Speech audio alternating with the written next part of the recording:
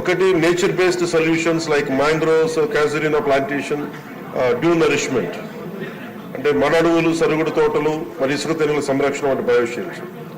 రెండవది దృఢమైన పరిష్కారాలు, గ్రోయన్స్, ట్రైనింగ్ కోడలు మొదలైనవి, లైక్ హార్డ్ సొల్యూషన్స్ లైక్ రాళ్ల దిబ్బలు, ఇలాంటి కాంక్రీట్ నిర్మాణం. అలాగే మూడవది హైబ్రిడ్ పరిష్కారాలు, ప్రకృతి మరియు దృఢమైన పరిష్కారాల కలయిక, అంటే కొంతసేపు నేచర్ బేస్డ్ సొల్యూషన్స్ మ్యాంగ్రోవ్స్, క్యాజురినా ప్లాంటేషన్తో పాటు కొంత కాంక్రీట్ నిర్మాణాలతో కూడా కూడిన హైబ్రిడ్ పరిష్కారం. సో పైన పేర్కొన్న వ్యూహాలని సాధ్యాసాధ్యాల అధ్యయనాల ఆధారంగా ఇది కొన్ని సమీకృత విధానంతో చేపట్టాలి.